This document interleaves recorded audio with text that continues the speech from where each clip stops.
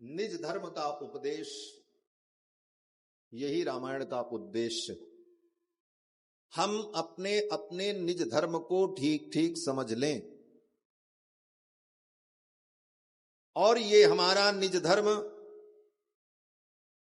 देश काल परिस्थिति के अनुकूल बदलता रहता। किस काल में, किस देश में, किस परिस्थिति में, किस अवस्था में, किस व्यवस्था में, किस दिशा में, किस दशा में हमारे लिए क्या कर्तव्य है, शास्त्रोचित कर्तव्य, उसे जानकर तदनुकूल कर्तव्य का व्यवहार करना, ये निज धर्म। संपूर्ण गीता का ज्ञान इसी पर आधारित है, निज धर्म। और जब तक हम अपने निज धर्म को ठीक ठीक नहीं समझेंगे तब तक भगवान के चरणों की भक्ति भी नहीं मिलती। लक्ष्मण जी ने भगवान से पूछा, प्रभु आपके चरणों की भक्ति को पाने का उपाय क्या है? लक्ष्मण जी ने पूछा भगवान से। वन के प्रसंग में अनुकूल वातावरण देख करके लक्ष्मण जी ने भगवान से पूछा, प्रभु आपके चरणों की भक्ति कैसे मिलती?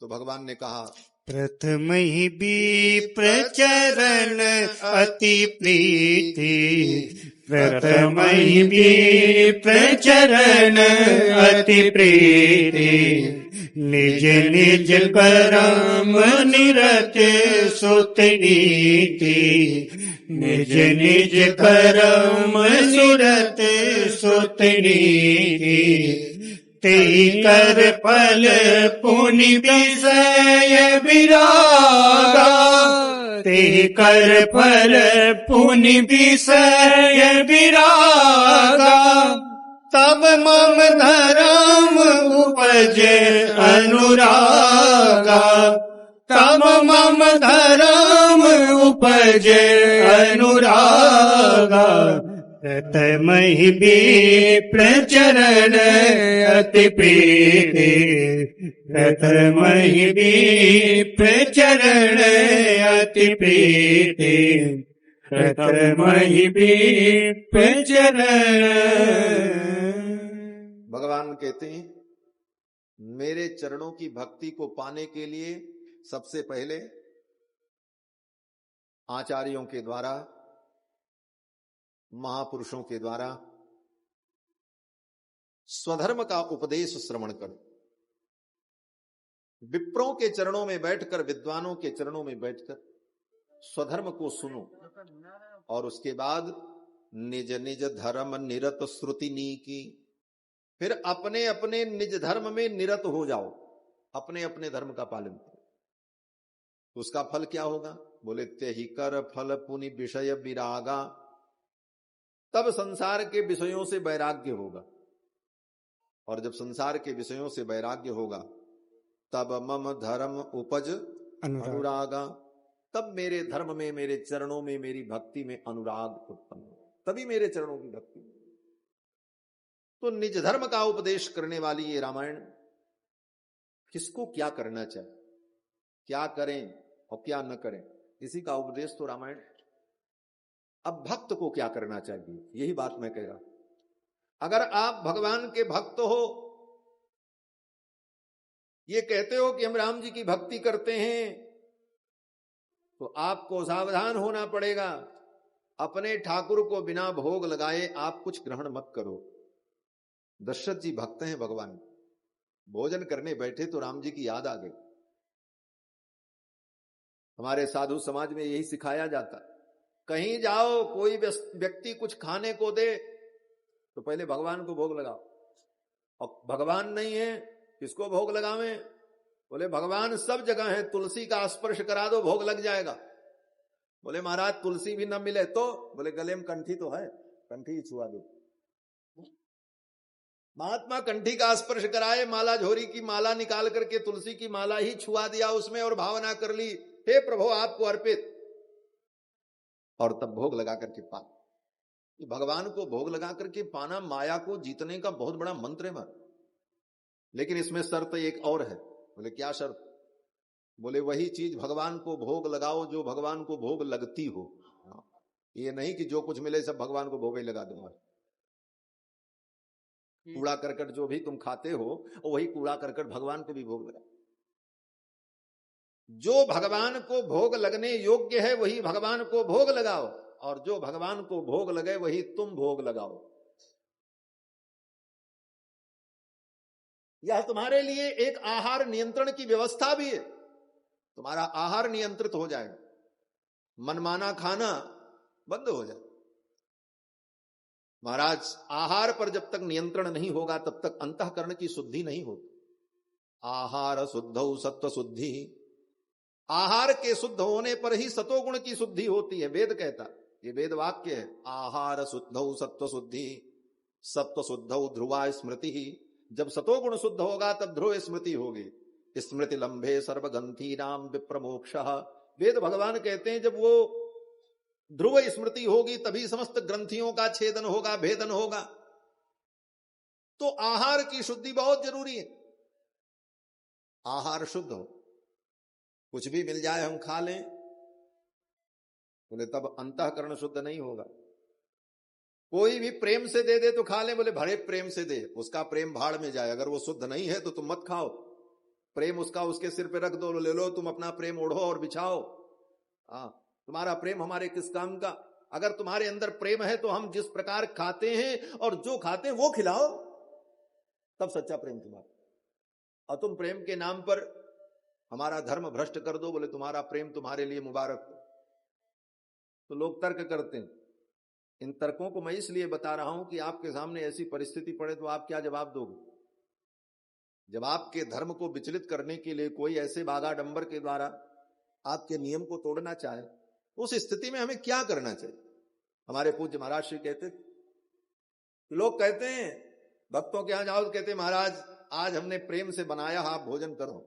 आपके लिए प्रेम से हमने हलवा बनाया, पूरी बनाया। बोले भैया भले प्रेम से तुमने बनाया, लेकिन जिस विधि से हमारे यहां भोजन बनता है, जिस शुद्धता पवित्रता, उस प्रकार से अगर तुमने नहीं बनाया तो मेरे लिए अग्राह्य है।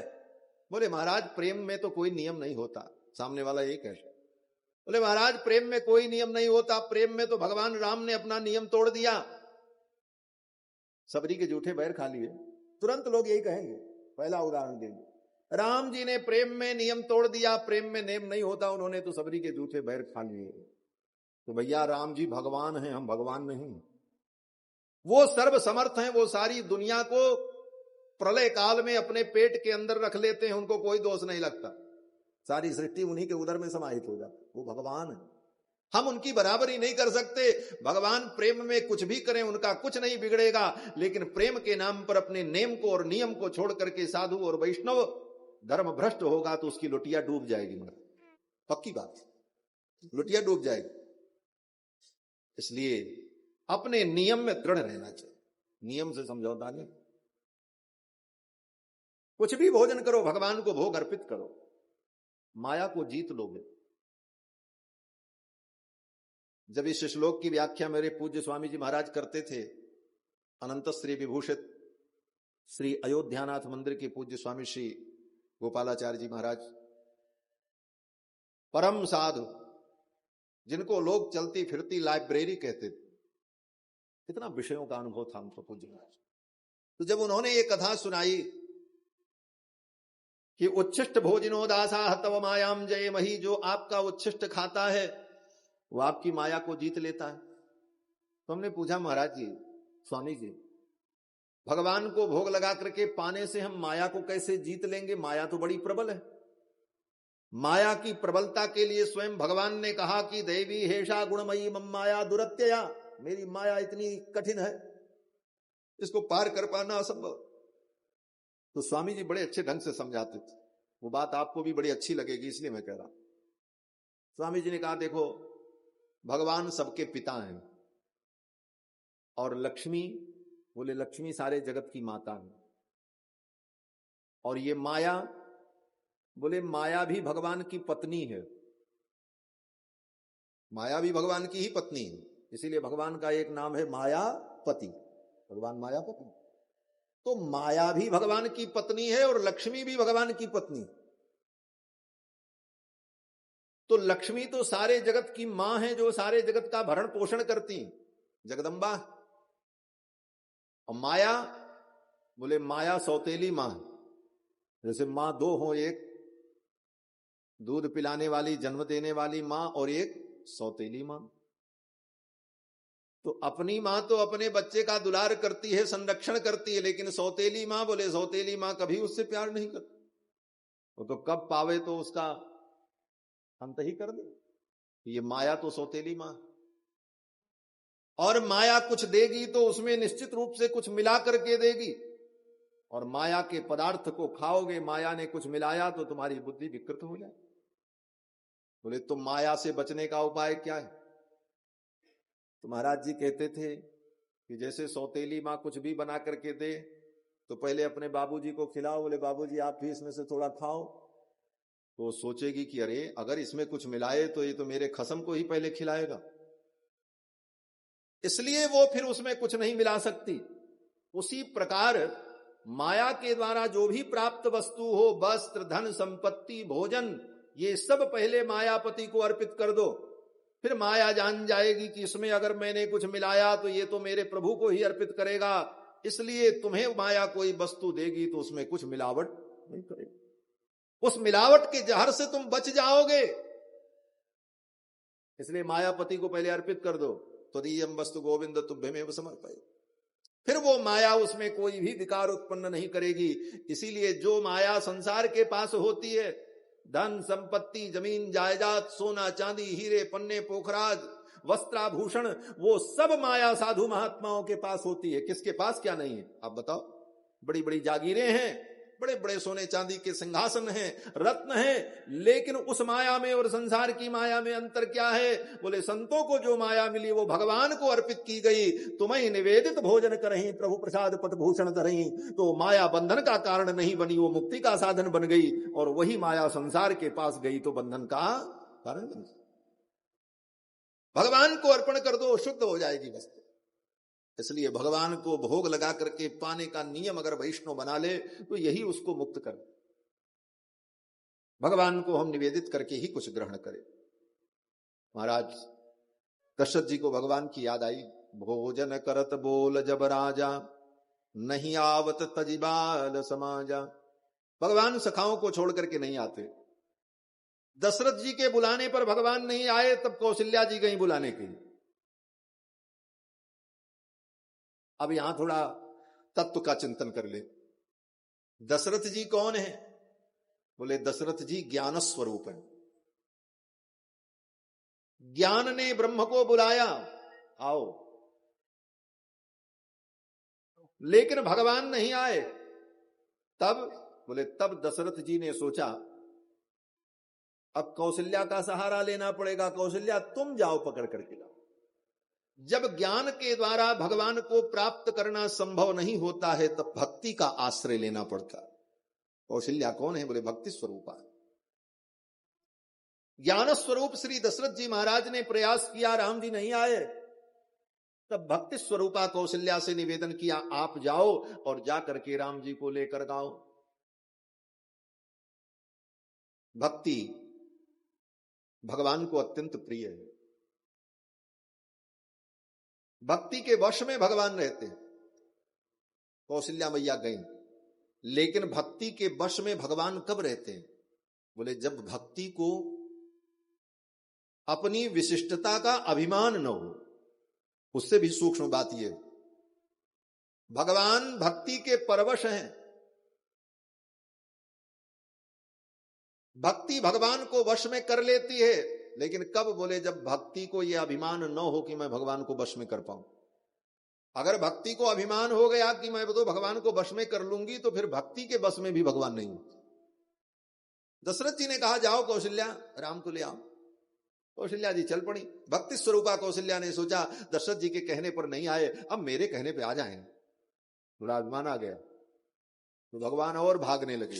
कौशल्या जब बोलन जाई, घूंघट मुख प्रभु चलहि पराई।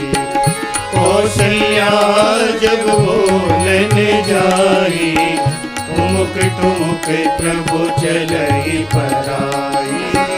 घूंघट मुख प्रभु चलहि पराई। कौशल्या जी ने सोचा मैं पकड़ लूंगी, महाराज के बुलाने पर नहीं आए, मेरे जाने पर तो आ ही जाएंगे। ये थोड़ा मान हो गया, अभिमान हो गया। ठाकुर जी और आगे बढ़ गए, ठुमुक ठुमुक प्रभु चल ही पर आई। इसीलिए अगली चौपाई में गोस्वामी जी ने संकेत कर दिया, निगम नेत शिव अंत न पावा, ताहि धरे जननी हठ धावा। ये जननी का हठ है कि मैं पकड़ लूंगी। वेद जिनको नहीं पकड़ पाए, निगम नेति, निगम माने वेद, वेद ने जिनको नेति कहा, नौ इति, नौ इति, यतो वाचो निवर्तन्ते अप्राप्य मनसा सह, तैत्रीय उपनिषद में आनंद वल्ली में वेद भगवान कहते हैं, यतो वाचो निवर्तन्ते, जहां वाणी जाकर के लौट आती है, यतो वाचो निवर्तन्ते अप्राप्य मनसा सह, जिसको मन से भी पाया नहीं जा सकता। आनंदम ब्रह्मणो विद्वान, वो आनंद तत्व ब्रह्म तत्व है। आनंदम ब्रह्मणो विद्वान न बिभेति कुतश्चनेति, न इति, न इति उसका वर्णन करने के बाद भी अंत में वेदों ने कहा न इति, उसका वर्णन नहीं किया जा सकता। निगम नेति, निगम ने, वेद ने कहा नेति, न इति। शिव अंत न पावा, भगवान शिव अंत नहीं पाए जिनका, भगवान शिव जिनका अंत नहीं पाते। हमारे यहां तो आचार्यों ने लिखा है कि विधि शिव सनकाद्यैर्ध्यातुम अत्यंत दूरम, ब्रह्मा शंकर सनकादिक ध्यान में भी भगवान का पूरा पूरा दर्शन नहीं कर पाते महाराज।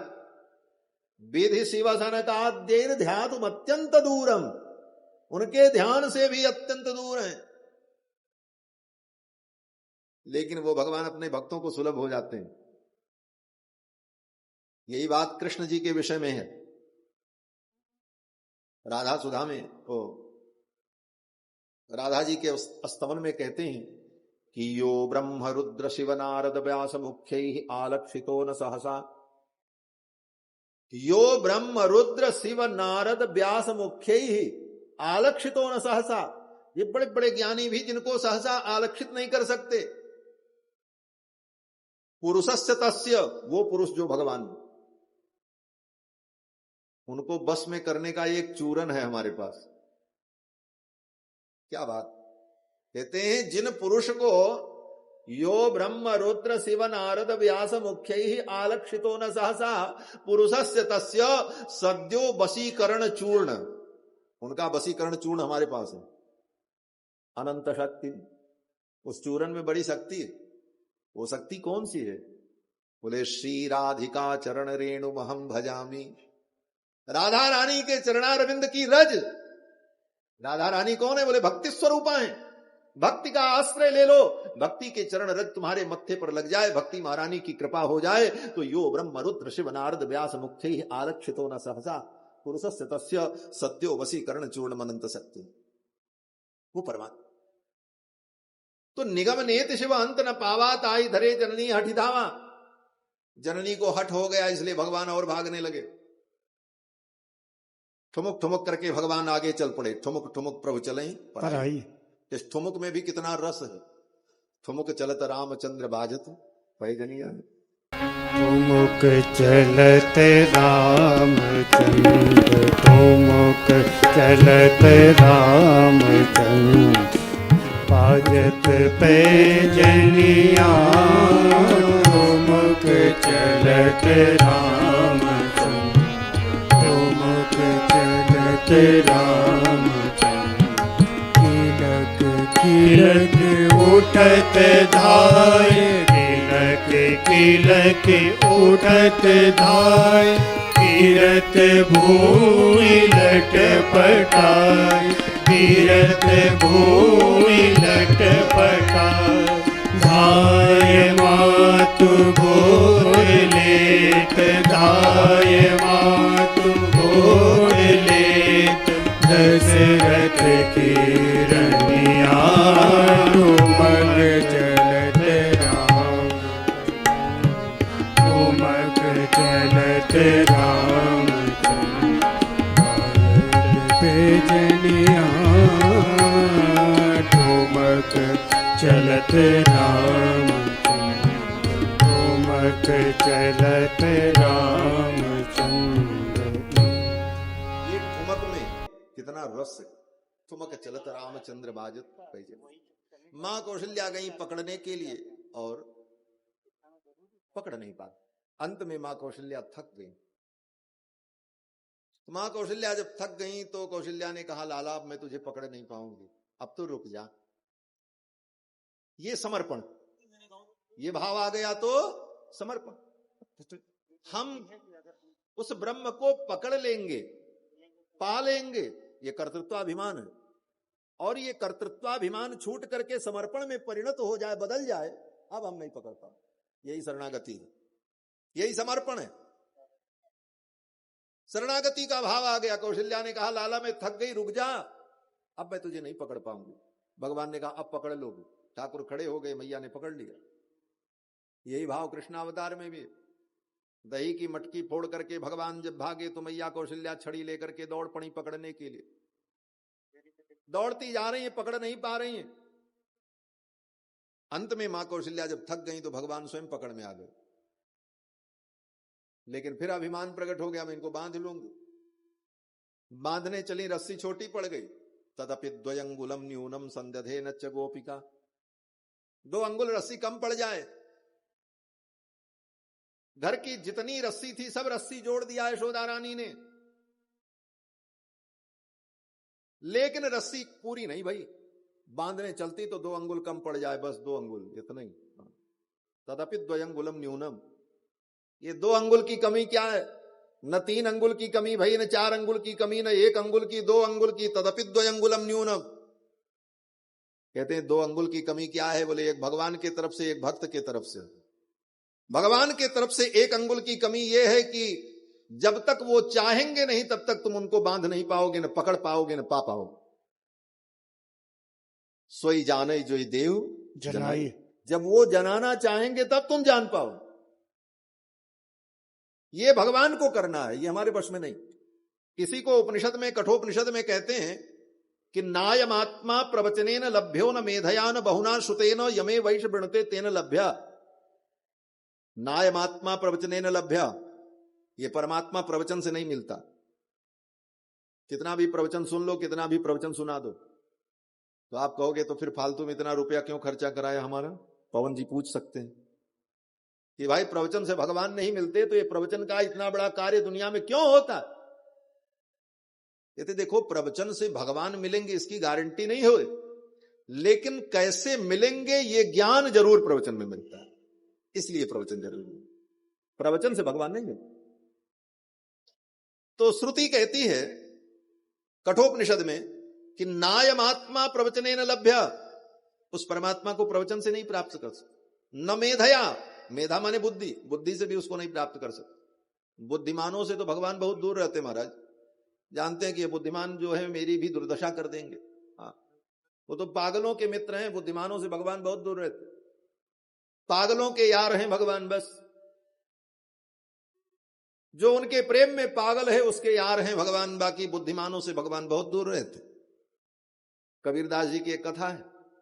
कबीरदास जी की कुटिया में, कुटिया के बगल में एक बेस्या रहती, उसका कोठा था।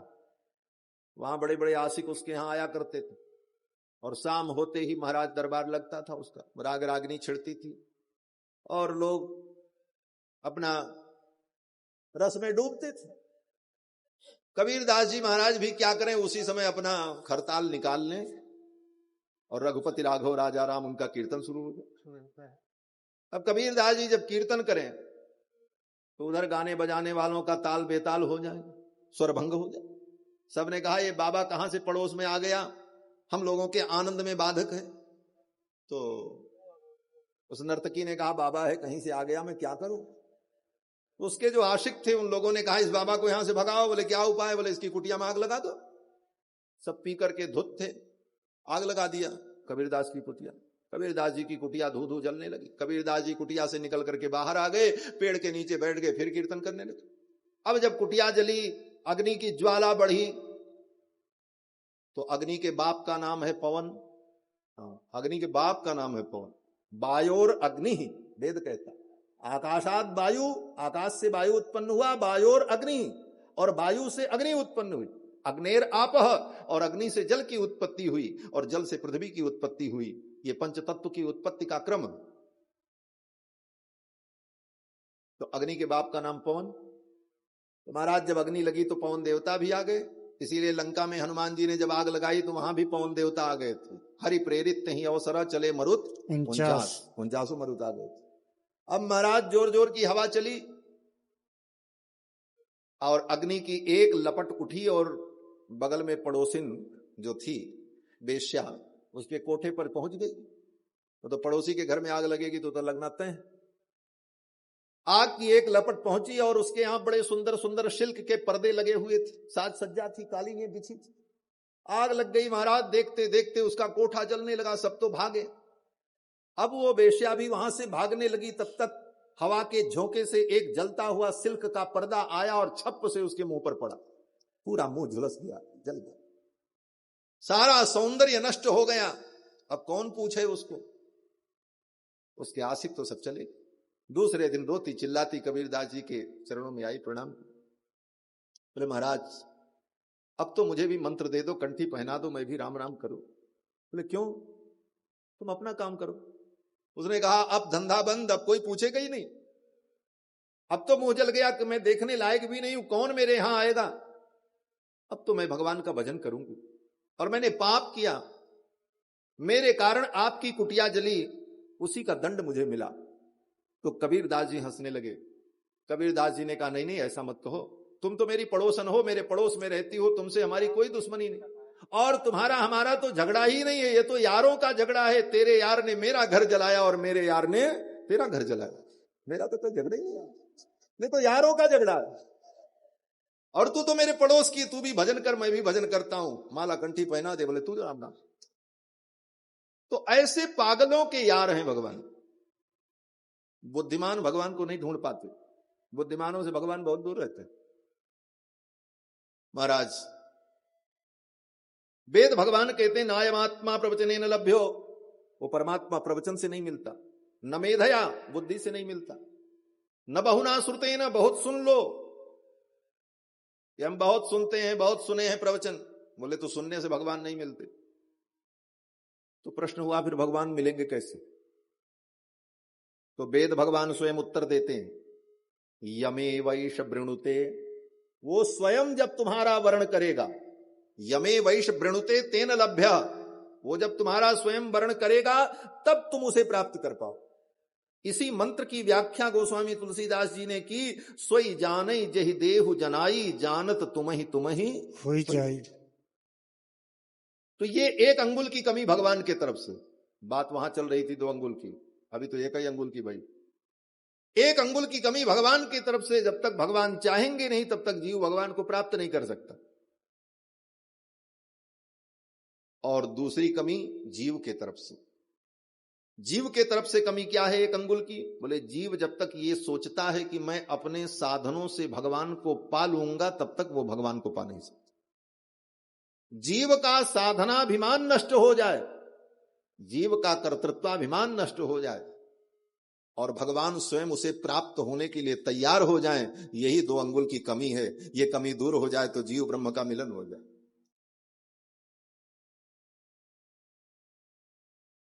हमारा अभिमान छूट जाए, हम भगवान को प्राप्त कर पाएंगे ये छोड़ करके हम भगवान पर भरोसा कर लें, ठाकुर अब हम तुम्हें नहीं प्राप्त कर पाएंगे, तुम स्वयं कृपा करो।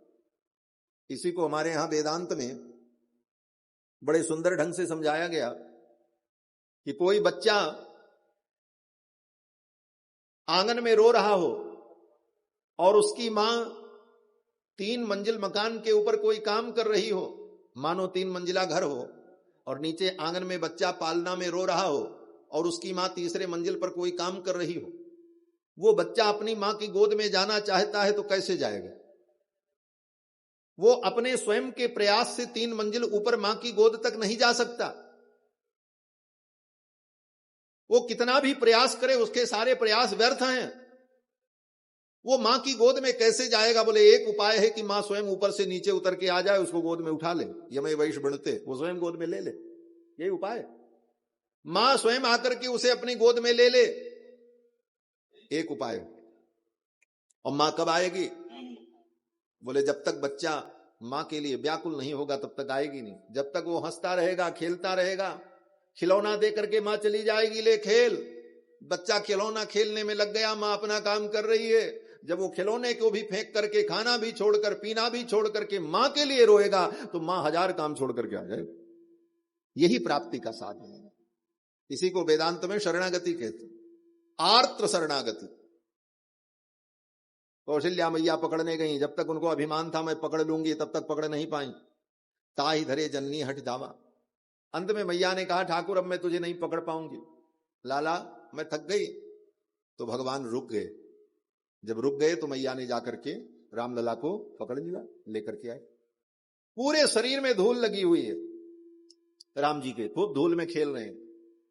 आगे की चौपाई बोल रही है, दूसर दूर भरे तनु आए, दूसर दूर भरे तनु आए, भूपति भी हंसी गोद बैठाए, भूपति भी हंसी गोद बैठाए, दूसर दूर भरे तनु आए, दूसर दूर धूसर धूरी भरे तनु आए। राम जी के शरीर में धूल लगी है और मैया लाला को लेकर के आ गई।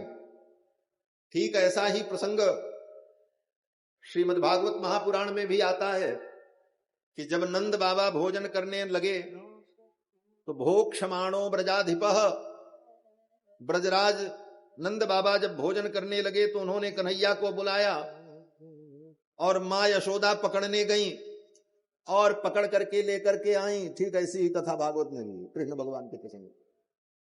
अब वहां पर थोड़ा अंतर है और यहां थोड़ा अंतर है, वो अंतर आपको बताऊं। वहां अंतर ये है, वहां भी भगवान धूल धूसरित आए, जैसे यहां गोस्वामी जी लिखते हैं धूसर धूरी भरे तनु आए, वहां पर भागवत में लिखते हैं धूल धूसरितांगस्त्वम पुत्रमज्जनमावह। वेदव्यास जी लिख रहे हैं धूल धूसरितांगस्त्वम। नंद बाबा ने कहा, अरे कन्हैया धूल धूसरितांगस्त्वम, तुम्हारे शरीर में धूल लगी हुई है, जाओ पहले स्नान करके आओ। पुत्र मज्जनमावह, पहले स्नान करो।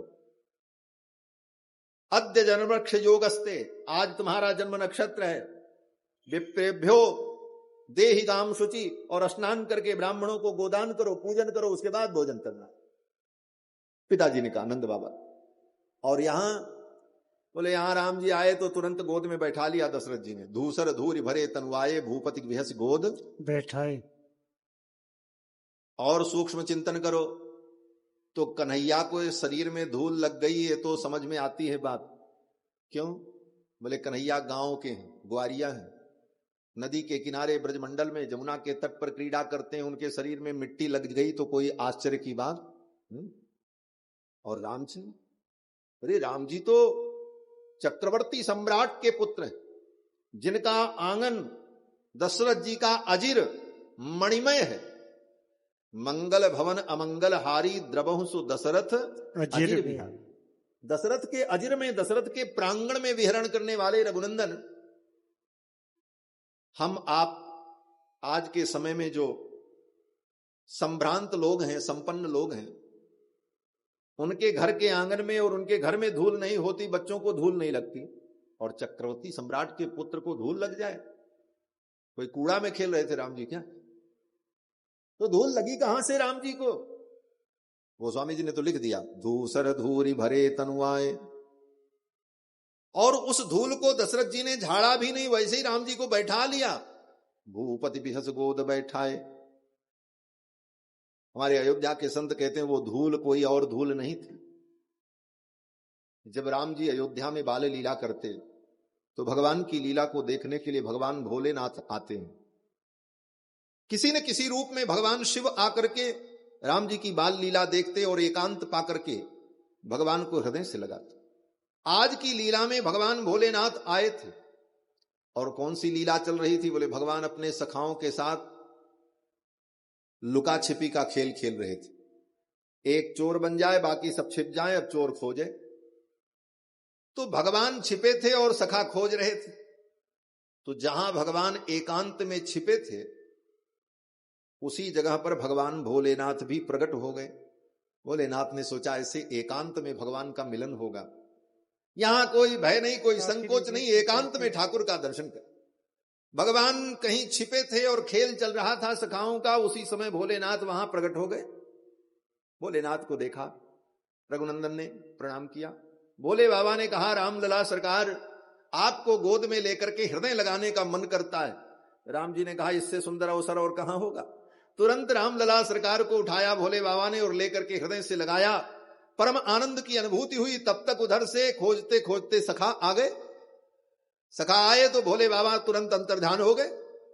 भोले बाबा जब अंतर्धान हो गए तो भोले बाबा के शरीर में जो चिता की भस्म लगी थी, धूल लगी थी, वो सब राम जी को लग गई। भोले बाबा के शरीर की जो भस्म थी, जो धूल थी, वो धूल राम जी को लग गई। लेकिन आज भोले बाबा ने जो भस्म लगाई थी वो चिता की भस्म नहीं थी। हाँ, क्यों? भोले बाबा का भी एक पक्का नियम था। भोले बाबा कभी भी राम जी से मिलने अयोध्या में आते हैं तो पहले सरजू में स्नान करते हैं। क्यों? बोले, जा मज्जनते बिना प्रयासा मम समीप नर पावंगा। बिना सरयू में स्नान किए कोई राम जी का सामीप्य प्राप्त नहीं कर सकता। राम जी के समीप जाना चाहते हो तो तुम्हारे अंदर वो योग्यता तभी आएगी जब सरयू में स्नान करोगे। इसलिए पहला काम सरयू स्नान। भोले बाबा आते तो अयोध्या में बोले सरजू जी में स्नान करें। सरजू में स्नान करने पर उनके चिता की भस्म जो शरीर में लगी रहती वो सब धुल जाती। अब योगी हैं, योगी को तो बिना भस्म के रहना नहीं चाहिए। तो अयोध्या में सरयू के तट की जो धूल है, अयोध्या की धूल, उसी धूल को लेकर के भोले बाबा अपने शरीर में पूरा लगा ले और तब आते राम जी का दर्शन करने के मिलने। तो राम जी से जब मिले तो वो सब धूल राम जी के शरीर में लग गई। राम जी ने देखा मेरे भक्त भोलेनाथ के शरीर का ये श्रृंगार, इसलिए इसको झाड़ना ठीक नहीं। भगवान ने भी नहीं झाड़ा और वैसी धूल लगाए चले आए। धूसर धूरी भरे तनु आए और भूपति भी हस गोद बैठाए। दशरथ जी ने भी अपने गोद में बैठा लिया। वैसे दशरथ जी तो प्रेम में सब कुछ भूल जाते। बैठा लिया गोद में और भोजन कराने लगे। लेकिन भोजन में राम जी का मन नहीं लगता। भोजन करत चपल चित, भोजन तो कर रहे हैं लेकिन चित्त चंचल, मन सखाओं में लगा है। क्यों? बोले सखा धर्म का भगवान स्मरण कर रहे हैं। सखा धर्म क्या है? बोले समाना ख्यातिर यस्य असौ सखा।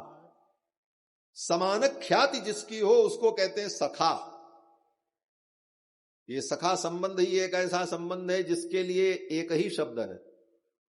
दुनिया में जितने संबंध हैं उनके संबंधों के वाचक दो शब्द होते हैं दोनों के। जैसे स्त्री पुरुष हैं, दोनों का संबंध है तो एक को कहेंगे पति और दूसरे को कहेंगे पत्नी है। माँ और बेटे का संबंध है तो एक को कहा जाएगा बेटा, एक को कहा जाएगा माँ। बाप बेटे का संबंध, वहां भी दो संबंधवाचक शब्द हैं, एक बाप एक बेटा। लेकिन दो सखा हो तो उनके लिए अलग शब्द नहीं है, उसके लिए भी सखा, उसके लिए भी सखा। ये इसका सखा, ये इसका सखा। समान ख्याति रहे, दोनों समान ख्याति है। और सखा धर्म समानता का धर्म। सखा धर्म तो भगवान से सीखना चाहिए। ठाकुर जी ने सोचा ये कैसा सखा धर्म है, ये दिन भर सखाओं के साथ खेलें और जब खाने पीने का समय आवे तो अकेले जाके खा के घर में से चले आवे, फिर कहें चलो खेलो। अरे ये कैसी दोस्ती? अरे दोस्ती तो तब है जब खाना पीना खेलना सब साथ में। अब राम जी सोचने लगे मेरे सखा तो बाहर रह गए और मैं इतना सुंदर सुंदर व्यंजन खाऊं, ये मित्र धर्म नहीं। इसलिए भगवान का मन लग नहीं रहा है। भोजन करत चपल चित इत उत अवसर पाए।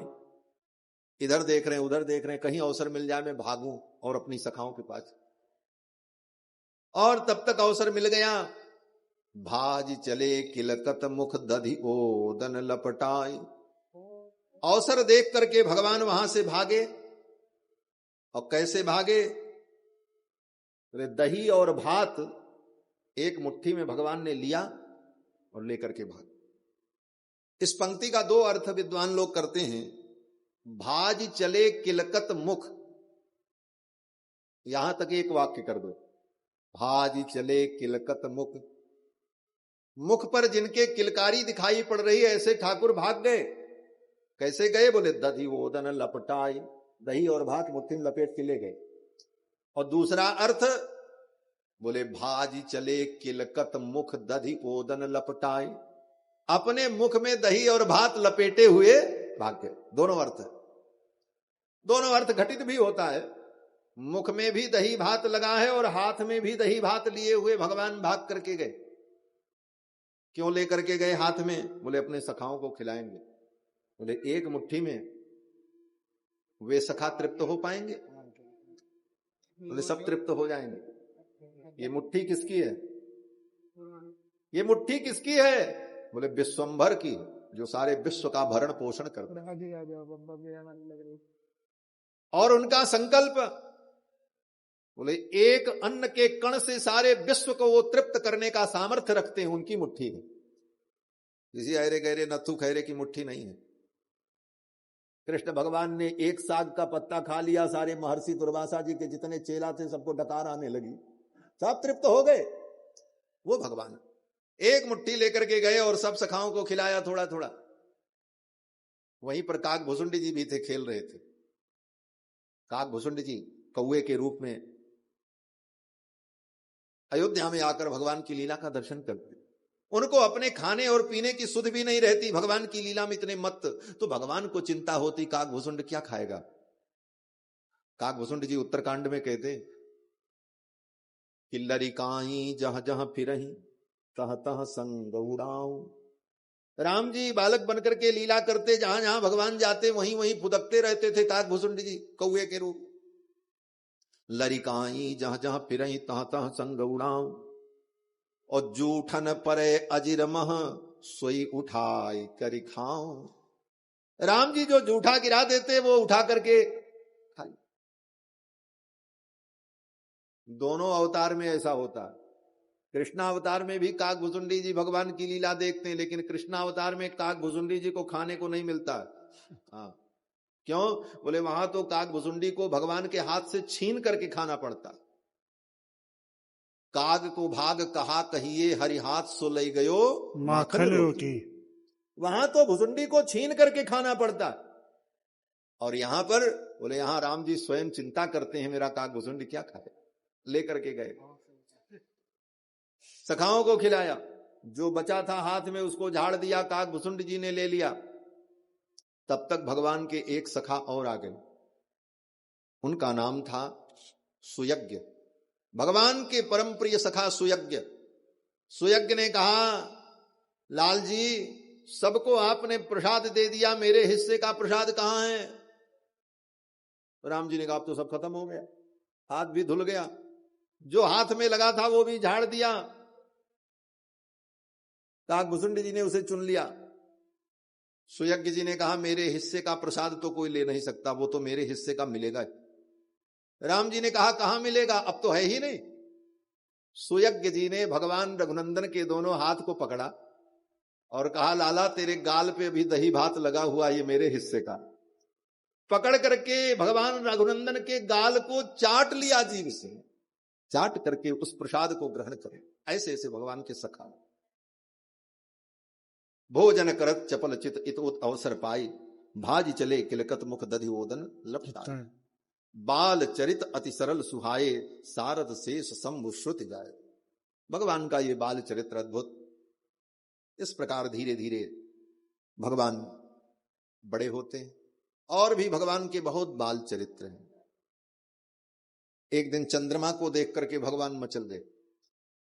मैया से कहते मैया ये चंद्रमा मुझे दिला दो।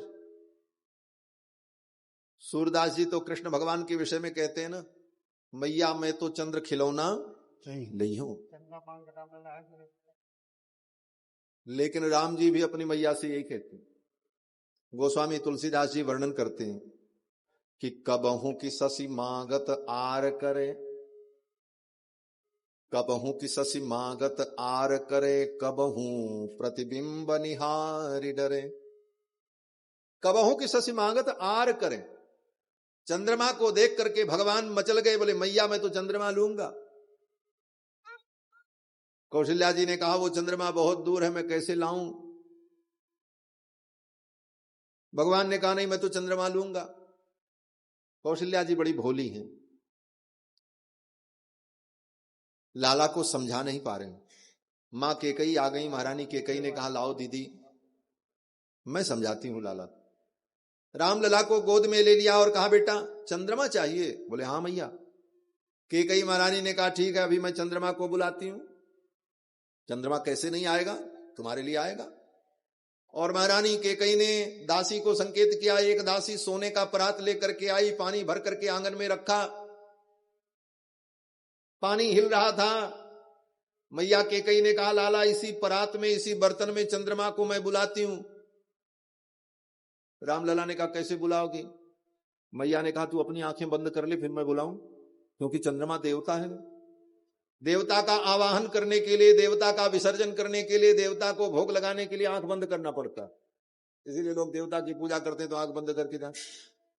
मैया ने कहा लाला तू अपनी आंख बंद कर ले तो मैं चंद्रमा को बुलाऊं। राम जी ने आंख बंद कर ले और महारानी केकई ने कुछ अभिनय किया। महारानी केकई ने कहा चंदा मामा आरे आवा पारे आवा, नदिया किनारे आवा। माताएं आज भी गीत गाती, वही सब गीत गाया मैया ने। ठाकुर चंद्रमा को बुलाया, पानी तब तक स्थिर हो गया। पानी जब स्थिर हो गया, चंद्रमा का धवल प्रतिबिंब दिखाई पड़ने लगा। मैया ने कहा लाला आंख खोल, देख चंद्रमा आ गया। राम जी ने देखा चमकता हुआ चंद्रमा पानी में। ठाकुर जी ने हाथ लगाया पकड़ने के लिए, पानी हिल गया, चंद्रमा का प्रतिबिंब भी ऐसे ऐसे हिलने लगा। ठाकुर जी डर गए। रामलला ने कहा मैया ये तो कोई जंतु है, ये कहीं काट न ले। मैया ने कहा हाँ ये पानी का जंतु है, समुद्र से पैदा हुआ है, चंद्रमा तो समुद्र से पैदा हुआ। मैया केकई ने कहा ये जल जंतु है। बोले तब मैं इसे नहीं छूऊंगा। तो मैया केकई ने कहा अच्छा तुझे डर लग रहा है तो ठीक है मैं इसको हटा देती। दासी को इशारा किया, दासी थाली लेकर के चली गई। ऐसी ऐसी लीलाएं भगवान करते हैं। कबहू शशिमागत आर करे, कबहू प्रतिबिंब निहारे डरे। कभी भगवान अपने प्रतिबिंब को देख करके ही डरने लगते, कभी ताली बजा करके भगवान नाचते, कभी जिस चीज की जिद कर लेते जब तक वो वस्तु मिल न जाए तब तक उनका हठ टूटता नहीं। इस प्रकार भगवान अपनी माताओं को, अवधवासियों को सुख प्रदान कर धीरे धीरे और बढ़े। एक दिन एक महल की दासी महल में अंतरंग सेवा करती थी। वो गई अपने घर तो अपनी पड़ोसन से वर्णन किया, आहा महारानी कौशल्या के जो कुमार हैं रघुनंदन, उनका दर्शन, उनकी छवि अद्भुत, जो उनका दर्शन कर लेता है उसका जीवन धन्य हो जाता है। तो उस दासी ने सोचा मुझे कैसे दर्शन होगा। तो जो सेवा करती थी उसने कहा महल में जाओ तभी दर्शन होगा, महल के बाहर तो उनका आना संभव नहीं। तो उस दासी ने प्रतिज्ञा कर ली, आज मैं किसी भी प्रकार रामलला का दर्शन करूंगी, चाहे मुझे रामलला के दर्शन के लिए अपने प्राण ही क्यों न त्यागने को। वो दासी आकर के प्रातः काल 4 बजे से ही 3 बजे से ही आकर के महल के द्वार पर खड़ी हो गई कि जैसे महल का द्वार खुलेगा मैं दौड़ती भीतर जाऊंगी, कोई मुझे कितना भी रोके मैं रुकूंगी नहीं और लाला का दर्शन। अब सोचो एक राजमहल में एक सामान्य स्त्री जिसका कहीं कोई परिचय नहीं, वो कहां जा पाएगी, लेकिन हठ था उसका। भगवान सोचने लगे वो यहां तक आ नहीं पाएगी, मुझे ही चल करके उसे दर्शन देना पड़ेगा। अब भगवान ने एक बड़ी अद्भुत लीला की, इसका वर्णन गोस्वामी तुलसीदास जी करते हैं कि रात्रि में अचानक 2 बजे ही भगवान रोने लगे, नींद खुल गई। जब रोने लगे तो मां कौशल्या ने चुप कराने का प्रयास किया, दुलराया हलराया, रोना बंद नहीं हुआ। महारानी केकई जग गई, सुमित्रा जी जग गई, तीनों महारानियों ने मिलकर के चुप कराया, रामलला का रोना बंद नहीं हुआ। तब तक दशरथ जी की जो और रानियां थी 350 रानियां, वो भी जग गईं। दशरथ जी की 350 रानियां और 3 पटरानियां थी, और पद्म पुराण के अनुसार तो दशरथ जी की 700 रानियां थी। 700 रानियों का वर्णन। इसीलिए मिथिला की सखियां जब राम जी को व्यंग वचन सुनाती हैं तो कहती हैं, मिथिला की सखियां विवाह के अवसर पर जब राम जी को गारी देती हैं तो कहती हैं, महाराज ये दुल्हा में बड़ी विशेषता है। वो क्या विशेषता? बोले सजनी सजनी बर में बड़बड़ बात, बर माने दुल्हा, इस दुल्हे में बड़ी बड़ी विशेषताएं। सजनी बर में बड़बड़ बात, इस बर में बड़ी बड़ी विशेषताएं हैं। क्या विशेषता है? बोले इनके पिता जो है ना वो 10 रथ हैं। 10 रथ, एक रथ 2 रथ नहीं, 10 रथ। और इनकी माताएं कितनी? बोले 700। तो दूसरी सखी ने कहा, एक रथ पे कितनी माताएं बैठ करके यात्रा करती होंगी, ये बताओ, हिसाब बताओ। अब मनोविनोद का प्रश्न। तो एक सखी ने कहा, मैं बताऊं? बोले सीधा सीधा हिसाब है। बोले क्या सीधा हिसाब? बोले एक के ऊपर 70 होए बड़ो उत्पात, सजनी बड़ में बड़बड़ बात। मिथिला की सखियां कहती एक पे 70 का हिसाब पड़ेगा, और क्या 700 में 10 का भाग करो। एक के ऊपर 70 होए बड़ो उत्पात, सजनी बर में बड़बड़ बात। तो दशरथ जी महाराज की 700 रानियों का वर्णन, और सभी माताओं का भगवान ने दूध पिया है महाराज। हाँ, जिन माताओं ने बालक को जन्म नहीं दिया, उन माताओं ने भी बड़े दुलार से, लाड से रामलला को अपना स्तनपान कराया, और हृदय के वात्सल्य के कारण उनके पयोधर में भी दुग्ध उतर जाते और रघुनंदन पीते। 700 रानियों को भगवान ने वही सुख दिया जो महारानी कौशल्या को दिया।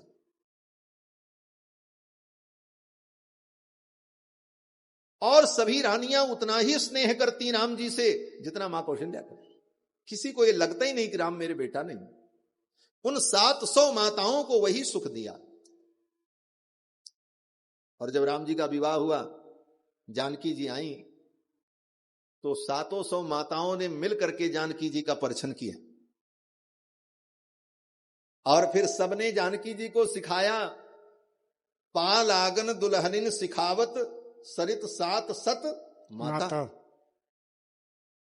पाल आगन दुल्हनिन सिखावत, जैसे घर में दुल्हन आती है तो बड़ी बुजुर्ग जो होती हैं वो सिखाती हैं, बेटी इनको भी प्रणाम कर लो, ये तुम्हारी फलानी सास हैं, ये फलानी सास हैं, ये फलाने हैं, सबका परिचय। उसी प्रकार 700 माताओं ने मिलकर के जानकी जी को सब परिचय कराया, ये तुम्हारी अमुक मां है, ये तुम्हारी अमुक मां है। तो महाराज वो दासी सोचने लगी, आज मुझे कैसे दर्शन होगा। सभी माताएं जग गईं, महारानी कौशल्या जग गईं, केकई जग गईं, सुमित्रा जग गईं, 700 माताएं जग। लेकिन राम जी का रोना बंद नहीं हुआ। अंत में दशरथ जी की भी नींद खुल गई। दशरथ जी ने पूछा, क्या बात है कौशल्य, आज रामलला अर्धरात्रि में क्यों रो रहे? मां कौशल्या ने कहा, पता नहीं क्यों रो रहा है। दशरथ जी ने कहा, लाओ मैं चुप कराता। दशरथ जी महाराज ने गोद में ले लिया रामलला को और हलराने लगे। राम जी ने देखा अब काम बन जाएगा। राम जी जब माताओं की गोद में रहते हैं तो राम जी अपनी माताओं के वश में रहते हैं, और राम जी जब पिताजी की गोद में रहते हैं तो पिताजी राम जी के बस में रहते हैं। राम जी जो चाहते हैं पिताजी वही करते हैं। इसलिए राम जी ने सोचा, पिताजी की गोद में मैं आ गया हूं, अब मैं जो चाहूंगा वो कर लूंगा। और राम जी रोते रोते इशारा करने लगे आगे की ओर। दशरथ जी ने कहा, अच्छा उधर चलें। अब रात्रि में दशरथ जी महाराज राम जी को लेकर के आंगन में आ गए। आंगन के जितने सिपाही संतरी थे सब सावधान हो गए। तब तक राम जी ने फिर आगे इशारा किया, बोले अच्छा और आगे चले। दूसरे आंगन में आए, तीसरे आंगन में आए, चौथे आंगन में, 7 आंगन पार करके सप्त प्राकार मध्य, 7 प्राकार, 7 परीक्षाएं पार करके मुख्य द्वार पर भगवान को लेकर के था। मुख्य द्वार पर जब पहुंचे तो भगवान ने कहा, फिर इशारा किया राम जी ने रोते हुए मुख्य द्वार की ओर। मुख्य द्वार के ऊपर जो प्रहरी खड़े थे, पहरा देने वाले प्रहरी लोग थे, उन प्रहरियों ने देखा कि अर्धरात्रि में महाराज यहां पधारे। उन सेवकों ने कहा, महाराज की आज्ञा है। दशरथ जी ने कहा मेरे बालक की इच्छा है राजद्वार खोला जाए। अर्धरात्रि में राजद्वार खोला गया। सेवक लोगों ने अर्गला उठाई और दरवाजा खोला तो देखते क्या है, सामने एक दासी खड़ी है, अर्धरात्रि से ही आकर के रो रही। उसको देखते ही राम जी किलकारी मार करके हंसने लगे। भगवान का रोना बंद हो गया। अवधेश के द्वार सकार्य गई सुत गोद के भूपति लय निकसे। अर्धरात्रि से ही वो खड़ी थी जाकर के दरवाजे पर। सुत गोद के भूपति लय निकसे। दशरथ जी महाराज अपने बालक को लेकर के बाहर आए। अवलोकिहो शोक विमोचन को। शोक विमोचन रघुनंदन का दर्शन किया उस दासी ने और ठाकुर जी किलकारी मार करके हंसने लगे। जब हंसने लगे तो दशरथ जी महाराज प्रसन्न हुए। उस भक्ता को दर्शन देने के लिए भगवान चल करके यहां तक आए, ऐसी लीला। दशरथ जी बड़े प्रसन्न हुए। दशरथ जी ने कहा अरे दासी मांग, क्या चाहिए तुमको? आज तुझे देख करके मेरा लाला प्रसन्न हो गया, हंसने लगा। बोलो क्या चाहिए? हाथी घोड़े पन्ने पोखराज राजा थी। मेरे बालक को तूने प्रसन्न कर दिया, जो मांगो। वो दासी भी बड़ी बुद्धिमान थी। दासी ने सोचा अभी मैं कुछ मांग लूंगी, हीरे पन्ने पोखराज दे करके ये फुर्सत हो जाएंगे, फिर रामलला का मुझे दर्शन मिलेगा कि नहीं मिलेगा। इसी समय में महाराज के अंतःपुर में अपना अपॉइंटमेंट करा लूं, मेरी ड्यूटी लग जाए। ये नौकरी मैं इनसे मांग लूं तो सदा सदा मुझे रघुनंदन का दर्शन होता रहे। दासी ने कहा महाराज मुझे हीरे पन्ने नहीं चाहिए, मुझे तो आप अपने अंतःपुर की कोई सेवा दे दो। मैं आपके अंतःपुर में झाड़ू लगाऊं, बर्तन मांजूं, जिस बहाने आपके लाला का मुझे दर्शन होता है। महल टहले मन मानी जू कर कंगना। महल टहल मन मानी जू कर कंगना। नालयो महारानी जू कर कंगना। नालयो महारानी जू कर कंगना।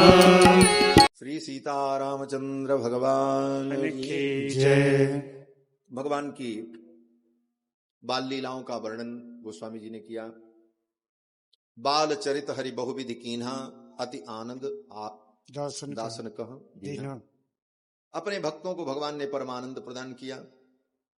इसके बाद आगे वर्णन करते हैं कि भगवान धीरे धीरे अब बड़े हो गए, कुमार हो गए चारों, और फिर इनका यज्ञोपवीत संस्कार होता है और गुरुकुल में पढ़ने के लिए चारों भाई जाते हैं।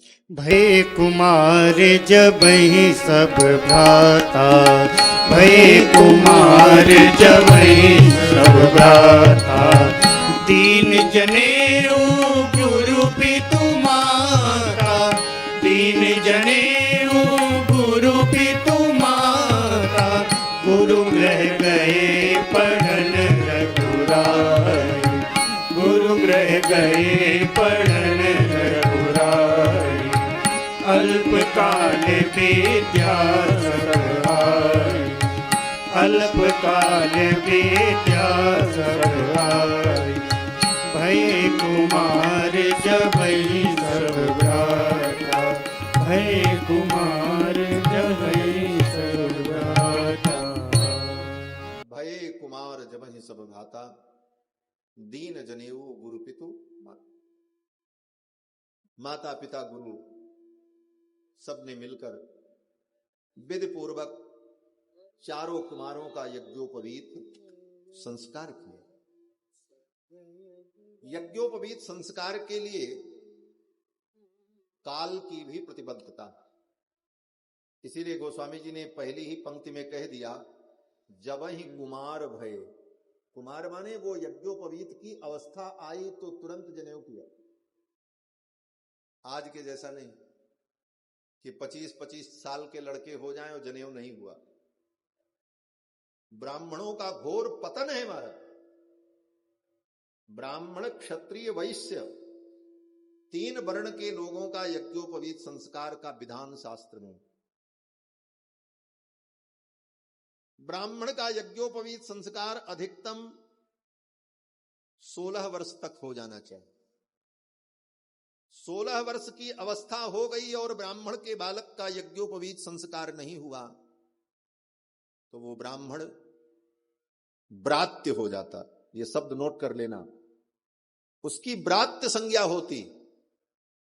ब्रात्य का मतलब पतित। उस व्यक्ति को जो अपनी कन्या का दान करेगा उस कन्या प्रदाता पिता को भी दोष लगता। कितना बड़ा अपराध है। और ये इतनी बड़ी मूर्खता हमारे समाज में, और विशेष करके 4-5 जिला में, इलाहाबाद, फैजाबाद, गोंडा और ये आजमगढ़, अकबरपुर, ये सब क्षेत्र, इस क्षेत्र में इतनी बड़ी मूर्खता ये समाज में व्याप्त हो चुकी है कि ब्याह में यज्ञोपवीत करेंगे। कहते हमारे यहां तो ब्याह में होता। किस शास्त्र में लिखा भैया कि विवाह में यज्ञोपवीत होता है? कोई हमको प्रमाण बताओ। विवाह में कहीं भी यज्ञोपवीत का विधान नहीं। यज्ञोपवीत अलग संस्कार है, विवाह संस्कार अलग है। यज्ञोपवीत संस्कार अनिवार्य है, विवाह वैकल्पिक है। विवाह आप न करो चलेगा, साधु बन जाओ, जैसे हम लोग ने कहा किसी का हुआ, तो इसका मतलब ये थोड़ी है कि यज्ञोपवीत नहीं है। यज्ञोपवीत संस्कार अनिवार्य संस्कार।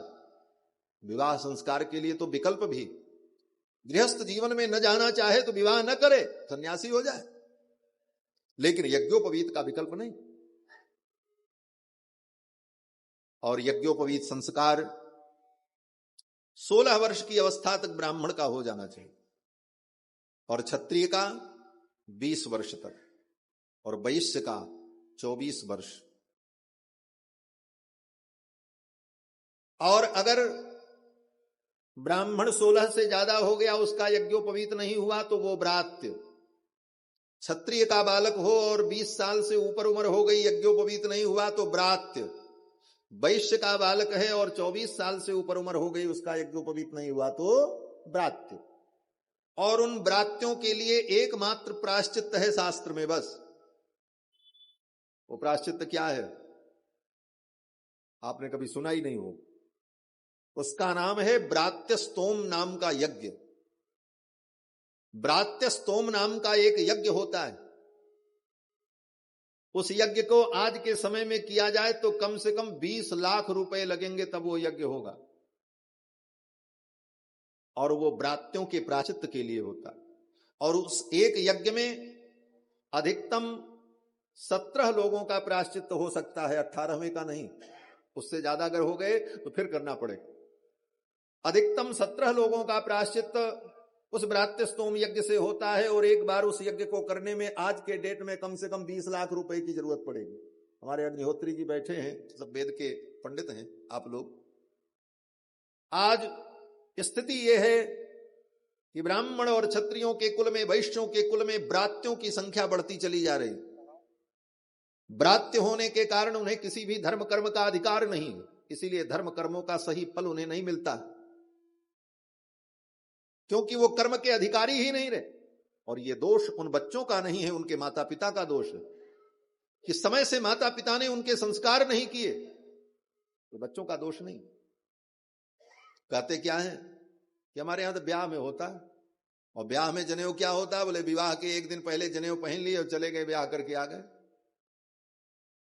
न सिर के बाल बने, न वो ब्रह्मचारी बने, न समिधाधान किया, न वेदारंभ संस्कार हुआ, कोई भी कर्म नहीं हुआ। कहीं कहीं तो ऐसा होता है कि बारात चल पड़ी और कुछ नहीं, वहां पहुंचे तो द्वार पूजा के समय में कलश में छुआ करके यज्ञोपवीत 5 लोगों ने मिलकर के पहना दिया। यज्ञोपवीतम परमम पवित्रम प्रजापति। ये पाखंड, ये हमारे सनातन धर्म में पाखंड फैल रहा है। इस पाखंड से आज बचने की जरूरत। उससे भी बड़ा पाखंड तो ये है कि हमारे यहाँ यज्ञोपवीत विंध्याचल में होता है, हरिराम मैरवा में होता है, अमुक तीर्थ में होता। और वहां क्या नाटक होता है? बोले लेकर के जाइए मंदिर में, यज्ञोपवीत छुआ करके पंडा जी पहना देंगे, काम खत्म, जाओ हो गया जन्म। कोई विधि नहीं, कोई शास्त्र के विधान का पालन नहीं होता। ये मूर्खतापूर्ण परंपराएं हमारे समाज में व्याप्त हो चुकी। कुल परंपरा मान्य होती है, लेकिन शास्त्र विरुद्ध परंपरा अगर हो तो उसका त्याग कर देना चाहिए। परंपराओं की हमारे यहां मान्यता है, लेकिन शास्त्र विरुद्ध परंपरा अगर कोई चल पड़ी है तो उस परंपरा को तोड़ देने में ही भलाई है, हमारा कल्याण। ऐसी परंपराओं को तिलांजलि दे देनी चाहिए। और परंपराएं भी कैसे बनती हैं, बोले बना लेते हैं लोग। मर किसी के घर में ब्याह हो रहा था, दरवाजे पर बारात आई, दूल्हे का पूजन होने जा रहा था, द्वार पूजन, तब तक सासू अक्षत फेंकने के लिए भीतर से चली। रास्ते में एक बिल्ली जा रही थी, उन्होंने सोचा है बिल्ली रास्ता काट देगी, एक लात मारा बिल्ली को, बिल्ली मर गई। एक ही लात में मर गई। वो सासू रही होंगी मोटी तगड़ी, बिलरिया मर गई महाराज, मार दीन हो मुख के कस के मर गई। मर गई तो क्या किया, वो बिल्ली को कहां फेंकने जाए, दरवाजे पर बारात लगी, तो उस बिल्ली को उठाया और ले जाकर के घर में रख करके दौरी से तोप दी। वो दौरी होती ना, खचिया दौरी, उसी दौरी से ढक दिया कि बाद में अभी सब हो जाएगा तो फेंकवाएंगे किसी। उसके घर की जो पहले वाली बहू थी, नई बहू, वो भी 1 साल पहले ही आई थी। उसने देखा, उसने न पूछा न विचार किया, वो समझी कि अच्छा दरवाजे पर बारात आवे और दुल्हा के परछन के लिए सास चले तो ये विधि है कि एक बिल्ली को मारो और मार करके खचिया से तोपो और तब जाओ परछन करो। अब परंपरा चल पड़ी महाराज। अब उनके यहाँ जेकर बियाह हो तो एक बिल्ली पहले खोजी जाए, बिल्ली ले आओ, बिना बिल्ली मारे विधि कैसे होगी आगे। तो ऐसी मूर्खतापूर्ण विधियां जो हैं परंपराओं के नाम पर जब चल पड़ती हैं तो समाज अपने वैदिक मार्ग से भटक जाता है। आज हम वैदिक परंपराओं से क्यों भटक गए कि अपनी इन लोक मान्यताओं को ज्यादा महत्व देकर के वैदिक परंपराओं को हमने छोड़ दिया। तो तर्क क्या देंगे, बोले हमारे यहाँ यही रीति है, हमारे यहाँ ही कुल रीति। अरे शास्त्र विरुद्ध कोई भी कुल रीति हो तो वो मान्य नहीं होती। इसलिए समय से यज्ञोपवीत संस्कार करना चाहिए। ब्रात्य हो जाए बालक तो उस बालक को वेद पढ़ने का भी अधिकार नहीं होता। उसका यज्ञोपवीत अगर होता भी है तो वो किसी कर्म का अधिकारी नहीं होता। इसीलिए आज पतन हो रहा है। इस बात को आप समझें। मैं बड़ी ही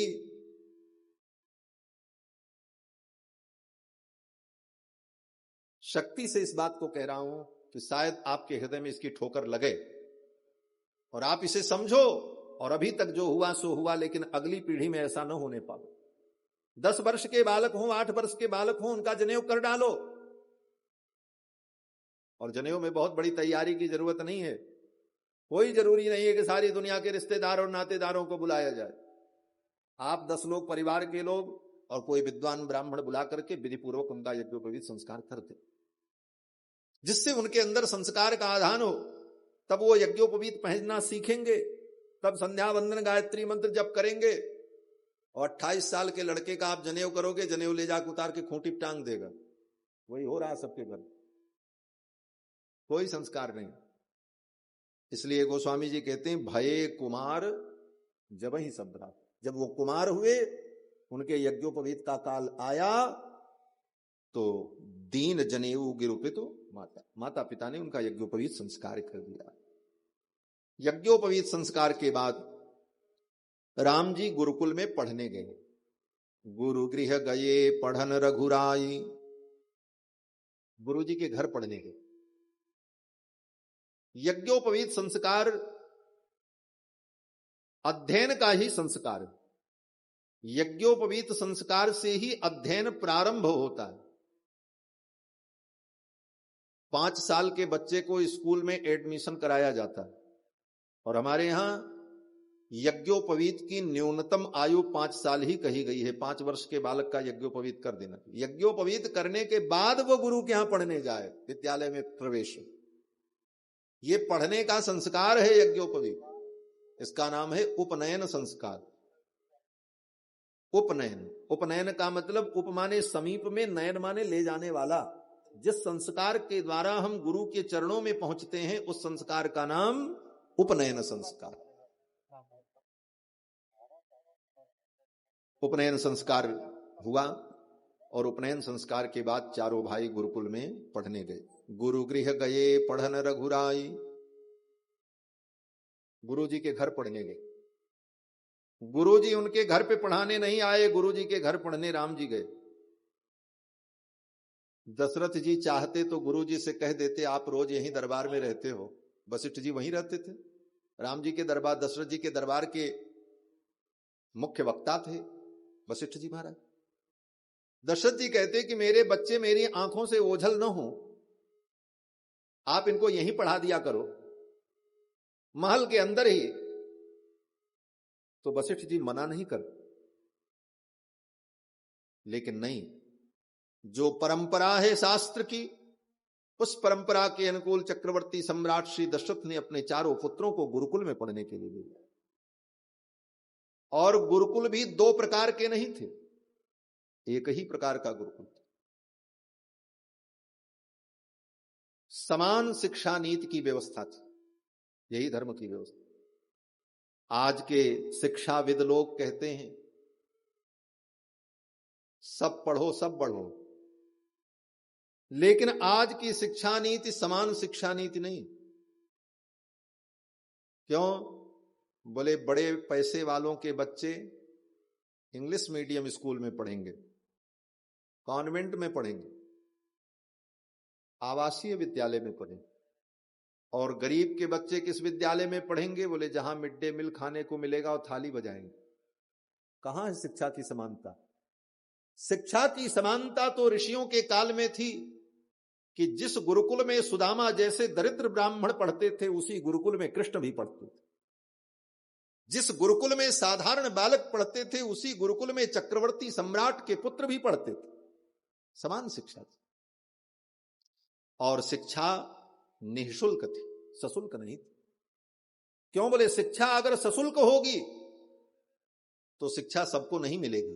क्यों? बोले जो शुल्क दे पाएगा वो पढ़ेगा, जिसके पास शुल्क नहीं वो कहां से पढ़ेगा। और शिक्षा का अधिकार अगर सबको है तो शिक्षा निःशुल्क होनी चाहिए। और हमारी भारतीय परंपरा में शिक्षा सदा निःशुल्क थी, कहीं कोई शुल्क नहीं लगता था। गुरुकुल में सभी बच्चे जाए पढ़ने के लिए, चाहे राजा का बेटा हो चाहे रंक का बेटा हो, सब पढ़ो। क्या देना पड़ेगा? बोले कुछ देने की जरूरत नहीं, सेवा करो शरीर से बस। राजा का बेटा हो वो भी गुरुजी के आश्रम में झाड़ू लगाएगा, और रंक का बेटा वो भी झाड़ू लगाएगा। राजा का बेटा होगा वो भी गुरुजी की गाय चराएगा, और जो रंक का बेटा वो भी गुरुजी की गाय चराएगा। सेवा सबके लिए समान होगी, और एक ही गुरुकुल में रह करके सब अध्ययन करें। ये समान शिक्षा नहीं, तभी वास्तविक समाजवाद की स्थापना होती।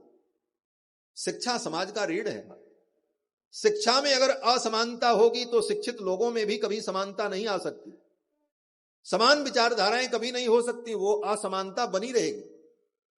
इसलिए शिक्षा अगर समान हो जाएगी तो अपने आप लोगों का बौद्धिक स्तर सुधर जाए, समानता का भाव आएगा, और वास्तविक समाजवाद की स्थापना हो, वास्तविक लोकतंत्र की स्थापना हो। आज भी शिक्षा में समानता न होने के कारण ही शिक्षित होने के बाद भी, बड़ी बड़ी पदवी पाने के बाद भी लोगों में भेद होता है। अभी 2-4 दिन पहले की घटना है, एक पीसीएस थे, वो प्रोन्नत होकर के डीएम बन गए, और एक आईएएस जो छोटे पद पर थे लेकिन वो आईएएस परीक्षा पास करके आए। ऐसे कोई चर्चा आ गई, इसलिए मैं कह रहा हूं कि उन्होंने कहा कि हम आईएएस हैं, उससे कैसे फोन से बात करें, भले वो डीएम हो गया हो, वो हमसे छोटी परीक्षा पास करके आए। इस प्रकार की असमानता का भाव इतना पढ़ने के बाद भी क्यों? क्योंकि शिक्षा सबके लिए समान नहीं। जब शिक्षा समान होती है, एक ही जगह पर पढ़ते हैं, एक ही प्रकार से पढ़ते हैं, ऊंच नीच का भेद नहीं होता, तब वह शिक्षा समाज में समरसता उत्पन्न करती, और वह शिक्षा सबके कल्याण के लिए होती।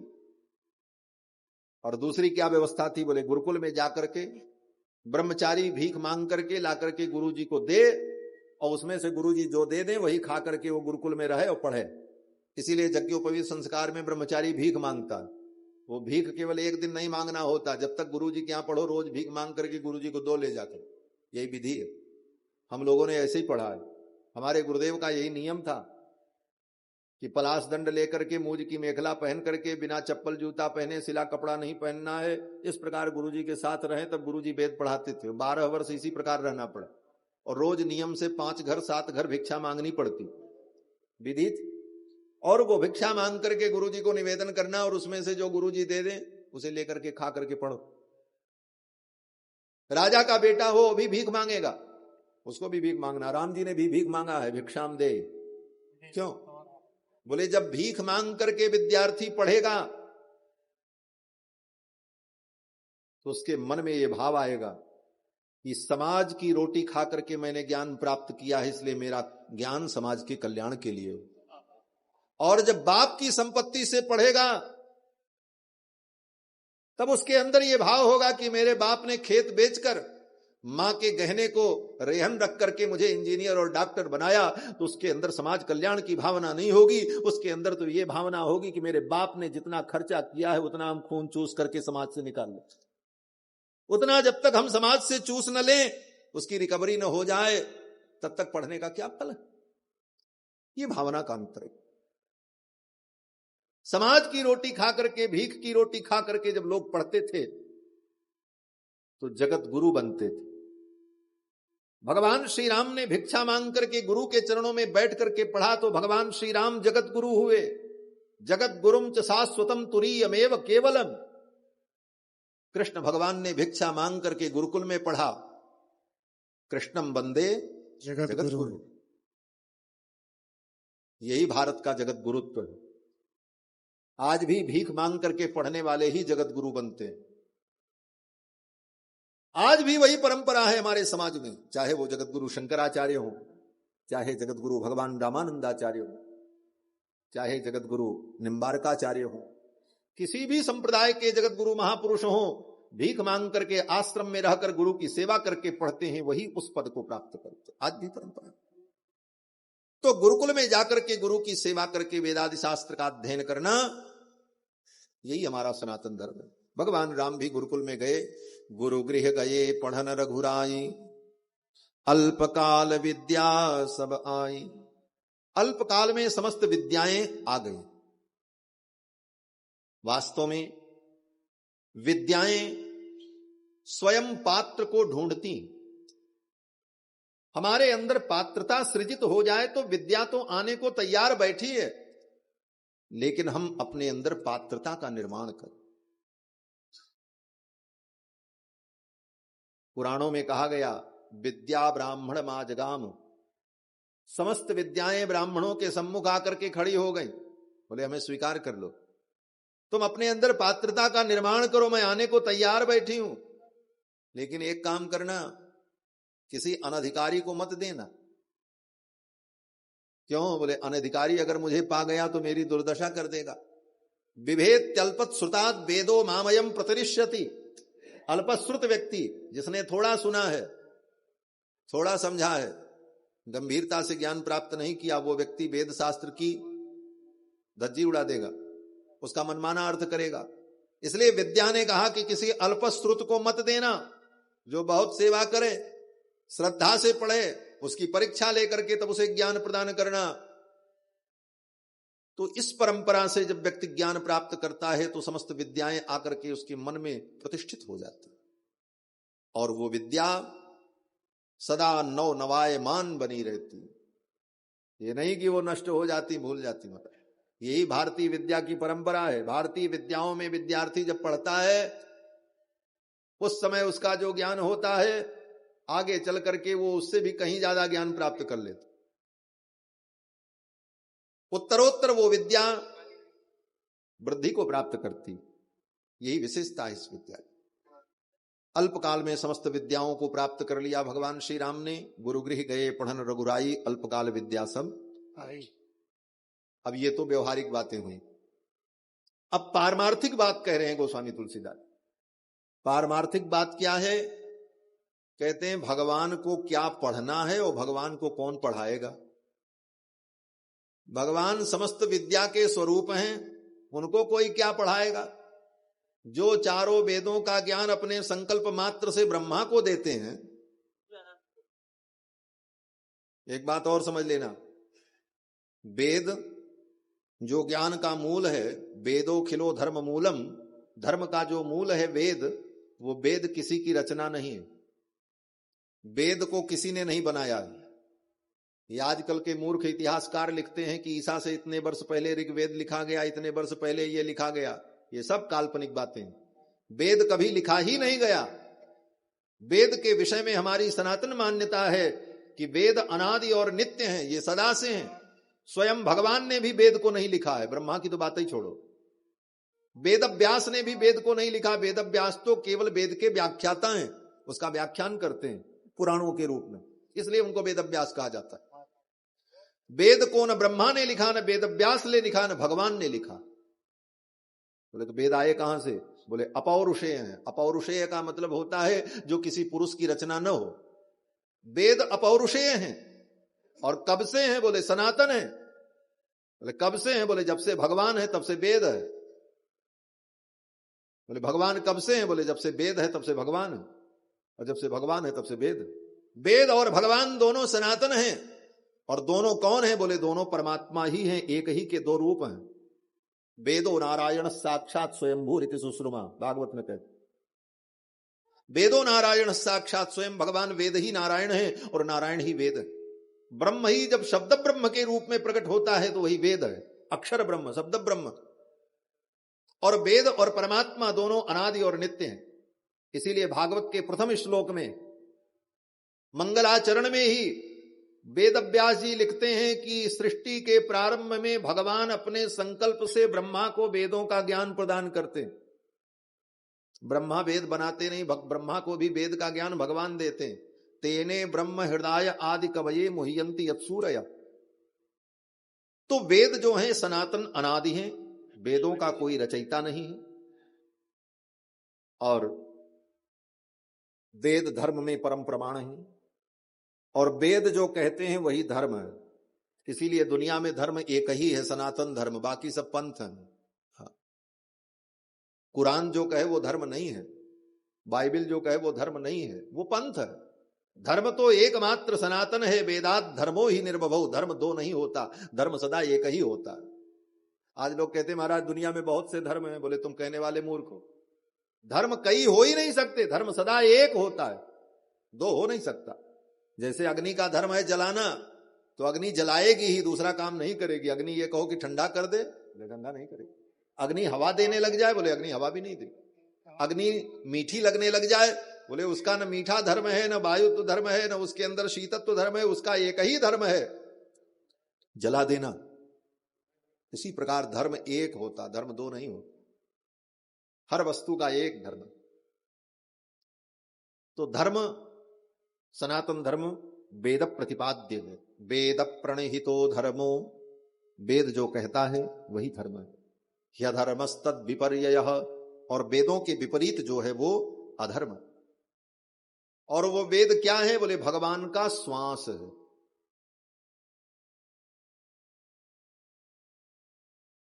ये वेद क्या है? बोले भगवान की श्वास है। यस्य निश्वसितम वेदाः, आचार्य सायण लिखते हैं कि ये वेद क्या है? बोले परमात्मा का श्वास है, चारों वेद। और इसी बात को गोस्वामी तुलसीदास जी यहां चौपाई में कहते हैं कि जाकी सहज श्वास श्रुति चारी।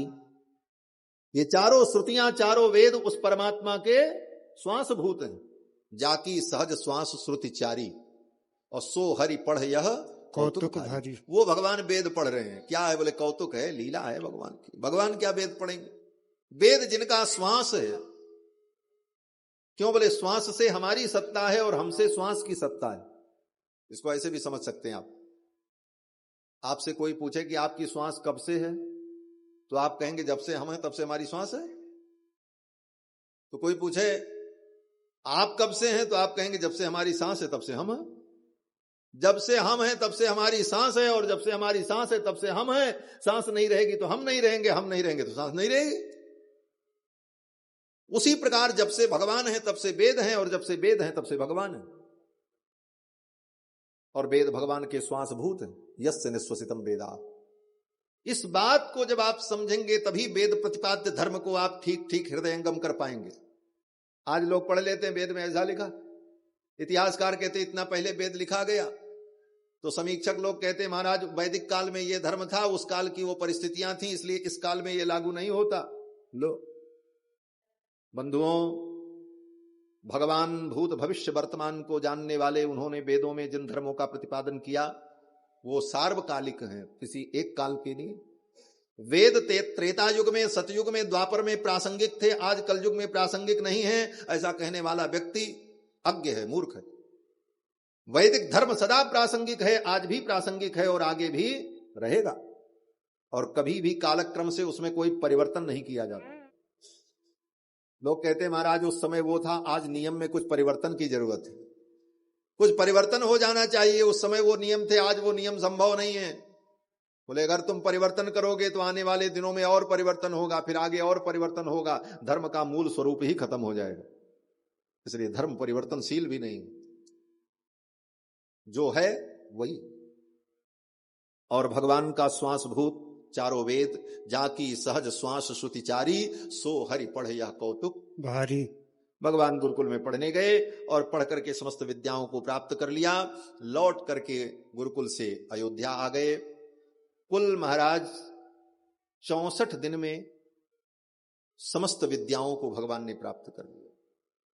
64 दिनों में समस्त विद्याओं को प्राप्त कर लिया और सारी विद्याएं 64 कलाएं सीख करके भगवान चले आए और फिर अयोध्या में रह करके पिता के राज्य कार्य में सहयोग करने लगे। अवस्था राम जी की 12 वर्ष की है, 12 वर्ष के ठाकुर जी हो गए और दशरथ जी को अब चिंता हो गई कि मेरे बेटे का ब्याह कैसे होगा। चिंतयामास धर्मात्मा तेषाम दार क्रियाम प्रति, अपने पुत्रों के विवाह की चिंता हो गई दशरथ जी के। मेरे बेटे बड़े हो गए, पढ़ करके गुरुकुल से आ गए, अब इनका विवाह होना चाहिए। दशरथ जी को चिंता हुई और उसी समय विश्वामित्र जी को चिंता हुई। गाधि तनय मन चिंता व्यापी, हरिबिनु मरहि न निश्चर पापी। विश्वामित्र जी को चिंता हुई कि असुर हमें यज्ञ करने नहीं दे रहे, बिना भगवान के इन असुरों का संहार नहीं होगा, तो क्यों न मैं अयोध्या चल करके राम जी को लेकर के आऊं। एहू मिस देखूं पद जाई, कर बिनती आनो दो भाई। इस बहाने भी मैं अयोध्या जाकर के राम जी का दर्शन कर लूं और दोनों भाइयों को लेकर के आऊं, ये सोच करके विश्वामित्र जी महाराज वहां से चल पड़े। करत मनोरथ, विविध मनोरथ करते हुए विश्वामित्र जी अयोध्या पहुंच गए। जात लाग नहीं पार, करी मज्जन सरयू जल गयो भूप दरबार। विश्वामित्र जी राम जी के दशरथ जी के दरबार में पहुंच गए। अब एक बात कह करके मैं वाणी को विराम दूंगा क्योंकि समय हो चुका है। दशरथ जी महाराज जब अपने मंत्रियों के बीच में बैठ करके चर्चा कर रहे थे कि मेरे बेटे का ब्याह कैसे होगा, कुछ सोचो, देर हो रही है। चिंतयामास धर्मात्मा तेषाम दार क्रियाम प्रति, सोपाध्याय बांधव, अपने उपाध्याय बंधु बांधव के बीच में, गुरुजनों के बीच में दशरथ जी ने अपनी चिंता को रखा तो मेरे बेटों का ब्याह कैसे होगा। और उसी श्लोक के आगे वाली पंक्ति में विश्वामित्र जी के आगमन का वर्णन महर्षि वाल्मीकि करते हैं। अभ्यागच्छन महातेजा विश्वामित्रो महामुनि, उसी समय महामुनि विश्वामित्र जी अयोध्या पहुंच गए। जब विश्वामित्र जी पहुंच गए, दशरथ जी ने उनका स्वागत किया। करि दंडवत मुनि ही सन्मानी, निज आसन बैठारे आनी, चरण पखार कीन अति पूजा, मौसम धन्य आज नहीं दूजा, विविध भांति भोजन करवावा। अनेक प्रकार के सुंदर सुस्वाद व्यंजन भोजन कराए और फिर अपने चारों कुमारों को विश्वामित्र जी के चरणों में प्रणाम कराया। पुनि चरणन मेले सुतचारी, चारों पुत्रों ने विश्वामित्र जी के चरणों में प्रणाम किया।